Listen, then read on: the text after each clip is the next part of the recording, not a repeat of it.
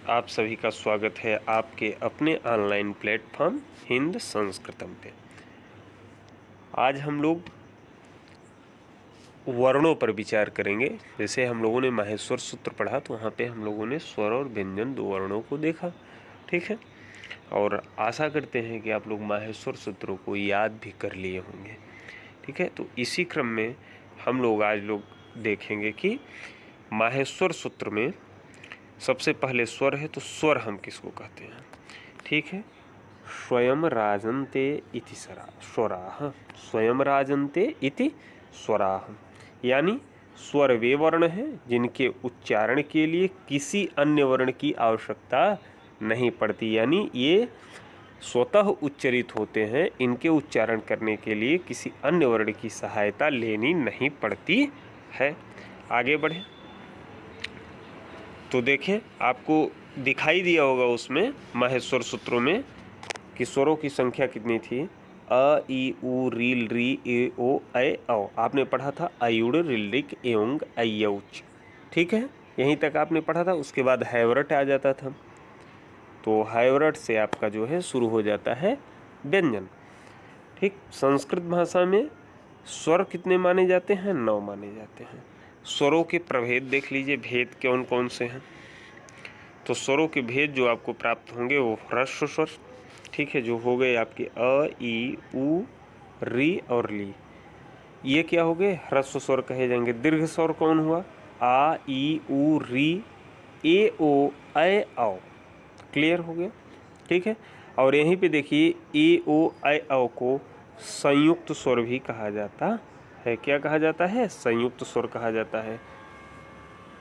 एक स्वर और होता है जिसको प्लुत कहते हैं। आप लोगों ने देखा होगा कहीं ओम ऐसे लिखा रहता है, उसके बाद 3 लिख दिया जाता है, ठीक है, उसी को आप क्या कहेंगे? प्लुत स्वर कहेंगे। या जैसे आप किसी को बुलाते हैं, हे भो अरे आज क्या संबोधन करते हैं, जिनके उच्चारण काल में 3 मात्रा का समय लगे, उसे आप प्लुत कह सकते हैं। जैसे एक चीज़ और आप जानते होंगे कि ह्रस्व किसे कहेंगे? ह्रस्व का मतलब होता है छोटा। जिन वर्णों के उच्चारण में 1 मात्रा काल का समय लगे उसे आप ह्रस्व स्वर कहेंगे। जिन वर्णों के उच्चारण में 2 मात्रा काल का समय लगे उसे दीर्घ स्वर कहते हैं। संयुक्त स्वर हैं 4 आपके ए ओ ऐ औ। क्लियर, ध्यान रखिएगा ए ओ ऐ औ को। जब हम लोग संधि की चर्चा करेंगे तो ये जानेंगे कि ए ओ ऐ औ कैसे बने हुए हैं, ठीक है। यहाँ देखें व्यंजन वर्ण, व्यंजन वर्णों की संख्या कितनी है? 33, ठीक है। अन्वग भवति व्यंजनम, क्या? अन्वग भवति व्यंजनम, अर्थात व्यंजन वे वर्ण हैं जो स्वतंत्र रूप से न बोले जा सके, अर्थात जिनका उच्चारण स्वर की सहायता के बिना नहीं हो सकता है, ठीक है।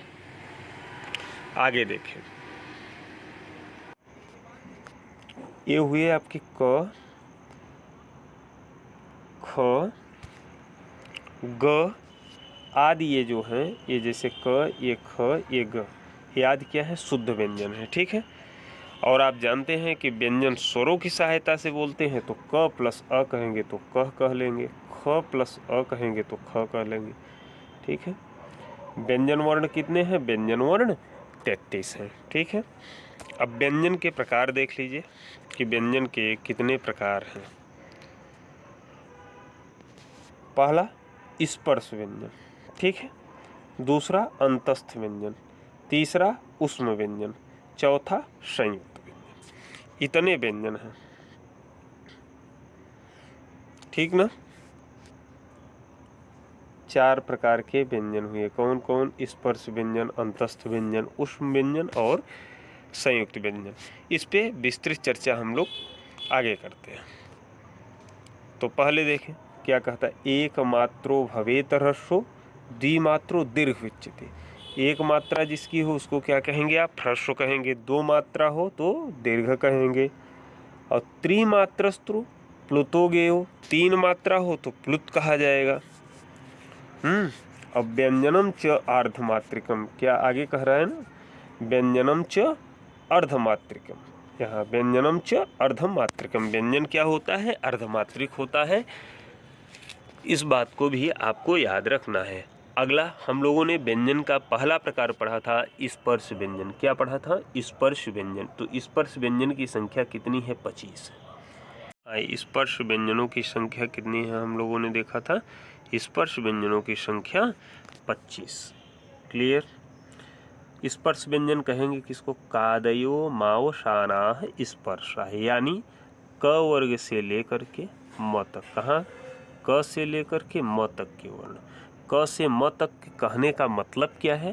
तो क ख ग घ अंगा, च छ ज झ इया, ट ठ ड ढ ड़, त थ द ध न और प फ ब भ म तक स्पर्श वर्ण कहे जाते हैं और इनकी संख्या 25 हुआ करती है। ठीक है, इसको आप समझ लीजिएगा। देखिए इसी तरह इसको लिखा गया है क वर्ग, च वर्ग, ट वर्ग, त वर्ग, प वर्ग। ठीक है, इनको आप क्या कहेंगे? स्पर्श व्यंजन कहेंगे। इनका एक नाम और मिलता है, कु चू टू तू पू एते उदित। इनका एक नाम उदित भी मिलता है, यानी कु चू टू तू पू से आप क्या समझेंगे? कु का मतलब क वर्ग, चू का मतलब च वर्ग, टू का मतलब ट वर्ग यानी ट ठ ड ढ ड़, तू का मतलब त वर्ग, त थ द ध न, पू वर्ग, प फ ब भ म। इनकी उदित संज्ञा भी होती है, यानी एक नाम उदित भी होता है। तो एक नाम उदित हो गया और दूसरा नाम इनका जो था या पहला नाम स्पर्श था। ठीक है, क्या था? स्पर्श व्यंजन था। इस बात को ध्यान रखेंगे। आगे बढ़े, दूसरे प्रकार का व्यंजन अंतस्थ वर्ण। ठीक है, अंतस्थ वर्ण कितने हैं? 4 हैं। कौन कौन है? यवरल है।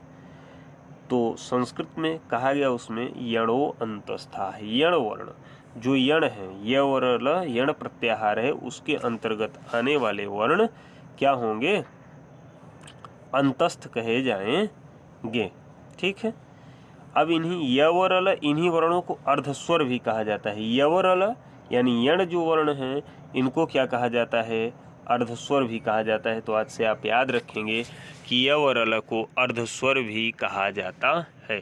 अर्धस्वर क्यों कहा जाता है? जब मैं यण संधि पढ़ाऊंगा, वीडियो लेकर के आऊँगा, तो उसमें मैं आप लोगों को क्लियर करूँगा कि इसको क्यों कहा जाता है ऐसा।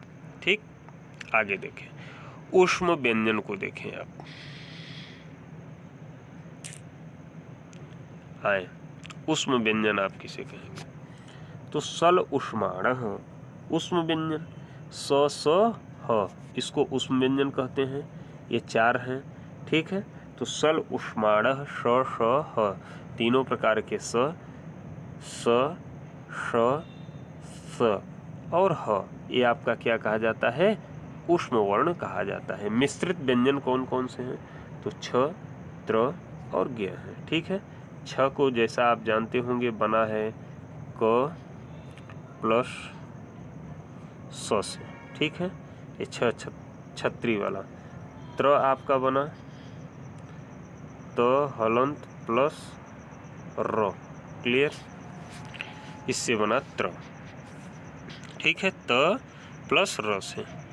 अगला देखें, ज्ञ जो है, ज्ञ किससे मिल करके बना, इसको भी आपको देखना है। तो ज्ञ आपका बना ज हलंत प्लस, इसको इया समझिएगा, अ नहीं इया। ठीक है, या क्या हो गया? इया समझना है आपको, ये इस तरह से। अयोगवाह वर्ण देख लीजिए कौन कौन से हैं। अनुस्वार, विसर्ग। ठीक है, जिह्वा मूली, उपध्मानी, ये 4 अयोगवाह हैं। यह यूपी टेट में एक बार पूछा गया क्वेश्चन है कि अयोगवाह की संख्या कितनी है? तो याद रखिएगा अयोगवाहों की संख्या 4। अनुस्वार, अंग, अ के ऊपर जो अंग है आप पढ़ते हैं हिंदी में, उसके ऊपर जो एक बिंदी होती है उसको अनुस्वार कहते हैं।